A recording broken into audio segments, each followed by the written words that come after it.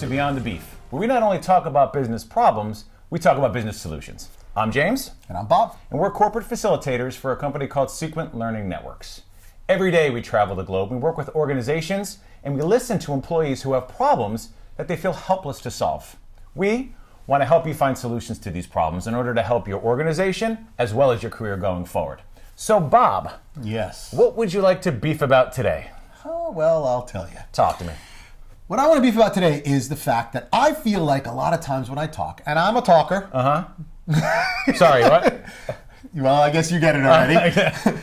I feel like sometimes people just aren't listening. What? Yeah. Do you think it's you? Well, that's what I'm kind of getting at. Is that so it's a tough thing, right? Because obviously we do this for a living now, and we're in front of a room of people 8 hours Absolutely. a day, sometimes for 3 days in a row, the same people.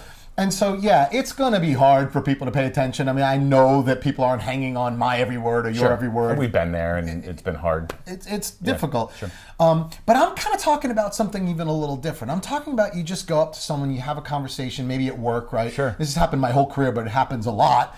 And I start to talk to somebody about something that's important, Right. I think is important, and they're clearly not listening to you, right? they're sitting there like, yeah, or Yesing you to death. Yesing you to Yesing death. you to death. You ask for some response for something, and they're like, "That sounds great, sounds great." It's like, Yeah, or comes from left field, right? Has nothing to do with what you were talking about. Like, oh. And you know this, even Sure. if they can fake their way through the response, Right. you know that they're not listening to you. Right. Or another one that I love is if you're on a conference call, we're on a lot of those because we have a lot of remote people that work for us, and so you're on a conference call and you're talking, and you're looking for a response, you're not getting it, but what you are getting is this. The rap tap tap. The rap I love tap it. tap And the and the longer the keyboard. nails, the louder it is, right? and I've called so many people out on it. Almost every time I get the same thing. I'm taking notes. Okay. All I've said is hello. What are you taking notes on? Like, you're not taking notes. You're reading emails. You think something else. It just drives me nuts. And so, I want to get your thoughts on this. Obviously, we've all been through it. Yeah. But what do you think about Obviously, I've been through it as well, right? You have a conversation with somebody, you're looking for feedback, they're not listening, or what happens is it gets totally shifted around where it becomes then about them and about their issues or their problems, and you're like, I love I that. was looking for a little bit of help here, and you're realizing that they're really not listening to you at all. They're thinking about, oh, this time I've had this happen to me too. or Let me let tell me you get this out mine. about me. Let me tell you about my thing that has actually happened. happens And it's- so it can be much. so frustrating sometimes that you just stop them literally wanting to talk to these people or open up a little bit. It makes it difficult. As a listener, though, right? Because we all listen. And if I was to tell you to write down your top 3 listeners, you'd probably have a hard time.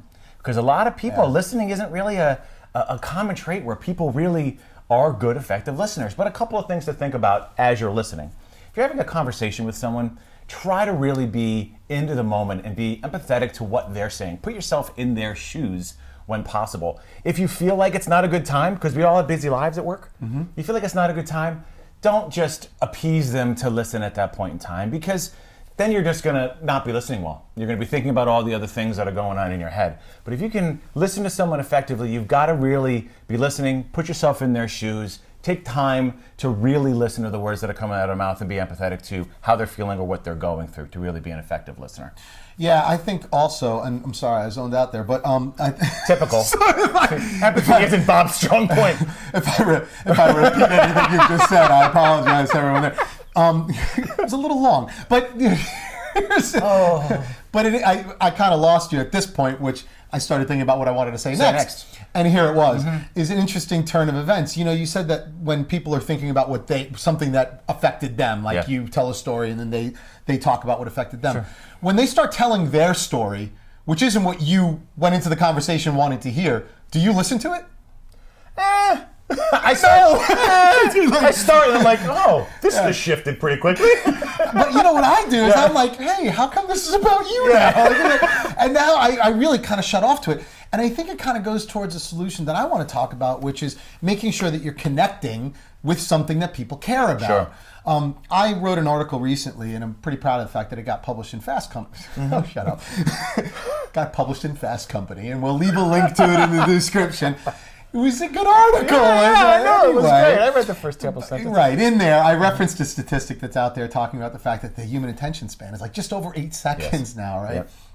And one of the solutions that I kind of offer to people is really make sure that you're connecting to them. Make sure you're talking about something that they care about, because a lot of times we don't do that. A lot of times I'm thinking out loud, and I fully admit that. I go and I start talking, and what I'm trying to do is get my own thoughts together, and I do that out loud, and I'm kind of using this poor person as a pawn for my thought process. And of course they're not going to listen to me, because it's not to their benefit, right? They don't have personal interest in that necessarily. Yeah, and so I think a lot of this is before you start, using an audience as your listening ground, make sure that you have something to say and make sure that you have something that's interesting to them.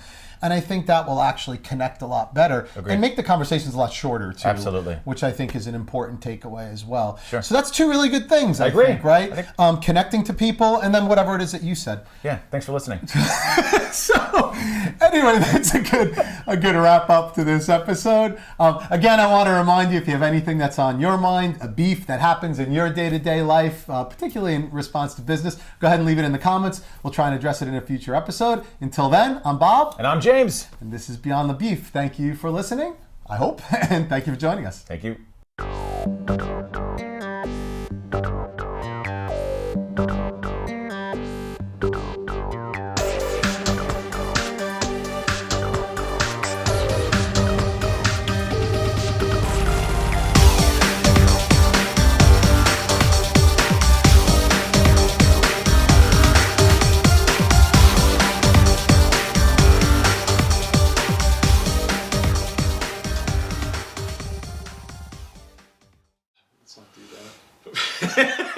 Is that faux hockey you got going on? I can't see it behind me. I can't see. What? Where? Over here? Oh, no, I think Should I just go like that? Go ahead. Okay.